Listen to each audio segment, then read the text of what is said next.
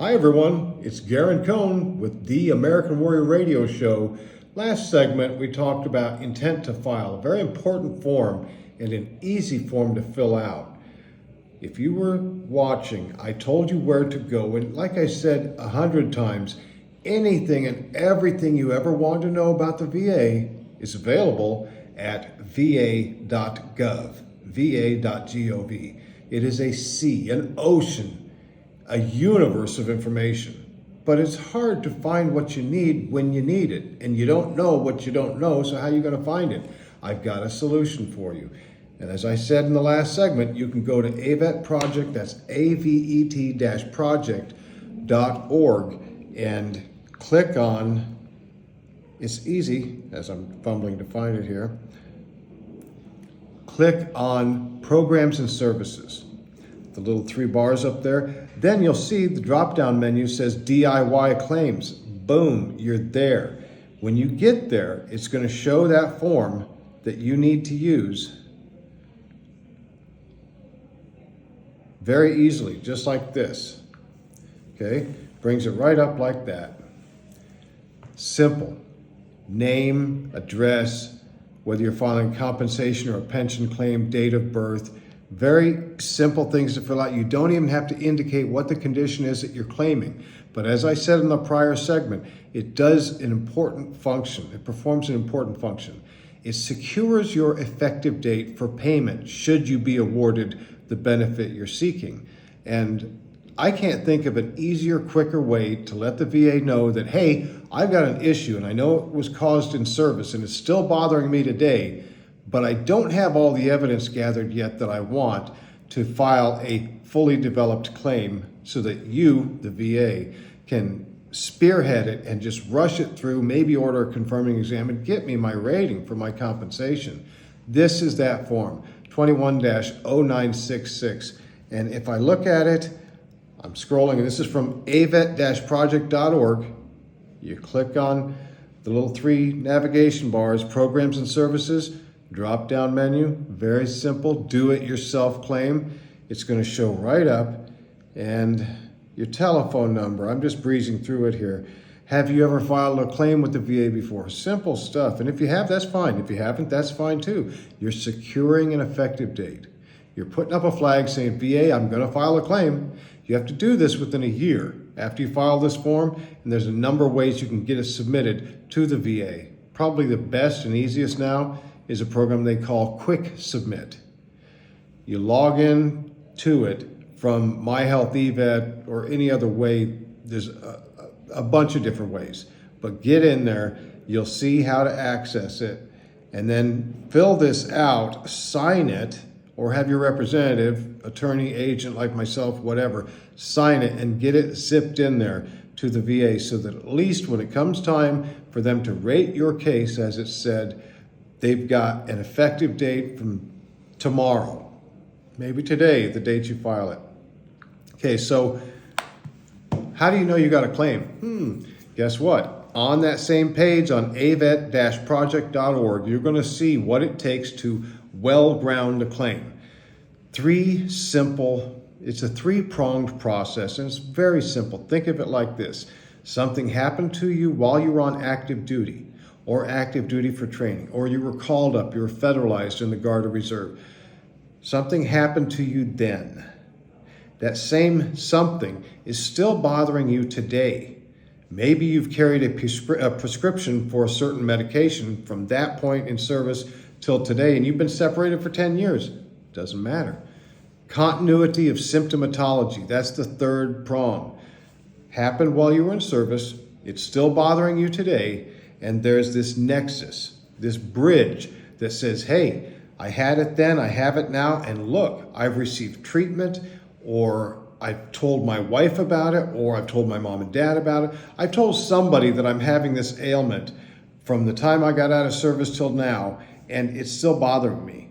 Any professional caregiver, chiropractor, nurse practitioner, naturopath, anybody can attest to the fact that you have the diagnosis and that it's been bothering you for however long they can state it has. That is what's called a well-grounded claim. If you believe you have that, and you follow the menu at avet-project.org, I'm going to keep drilling it at you. Little navigation button, programs and services, boom, do-it-yourself claims. Everything you need to know is right there. Very simple stuff. Happening service, bothering you today. There's that nexus, that causal connection between the two. You've got a well-grounded claim, and you're likely to have success if you do it the right way. And you can only do that by speaking to an accredited representative, an attorney, or going through this process that you'll see on the do-it-yourself portion of avet-project.org. It's going to tell you everything you need. So you file that 0966, that intent to file, let's say tomorrow. And it's simple. You keep a copy for yourself. Always keep copies for yourself. Shoot it in via fax to their Janesville, Wisconsin Evidence Intake Center, or quick submit. And there's a variety of other ways, but those are the two that I would focus on, because you're going to have some accountability that the VA received that. You know, you need to know that not only did you send it, but they actually received it, so that you've got some confirmation of receipt by the VA. That's super important. Now, that's tomorrow. You have 364 days to get the VA the evidence that they need from you to well ground this claim.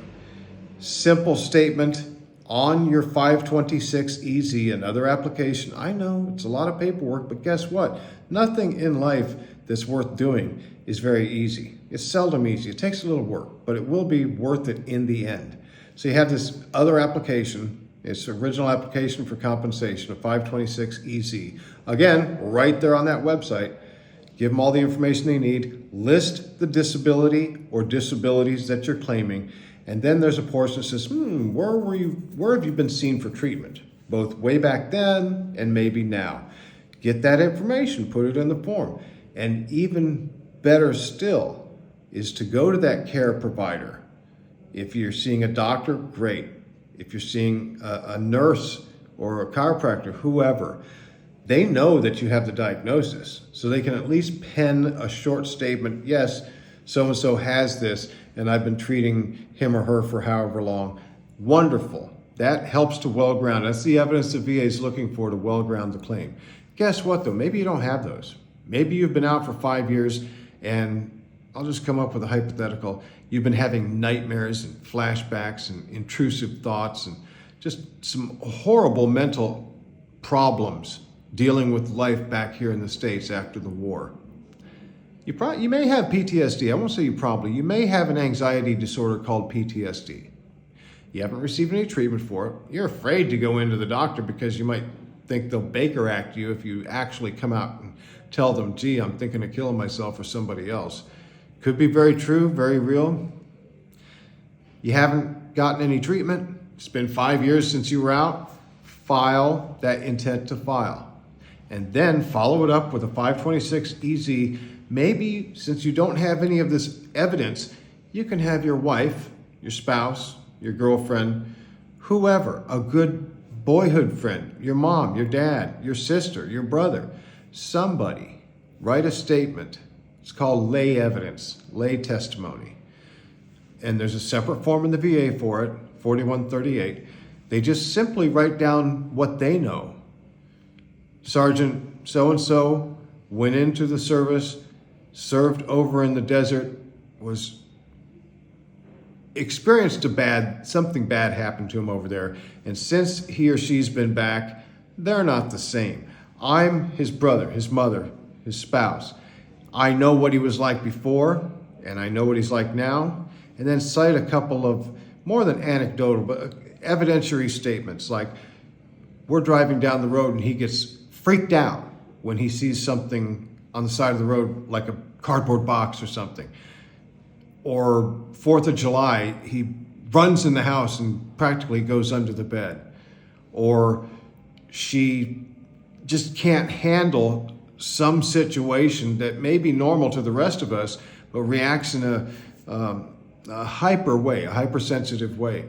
Those are things that this person can write down that they know. They don't have to be a doctor. They simply know because they live with you and have experienced your life prior to service and after service. That well grounds the claim. That alone will well ground the claim.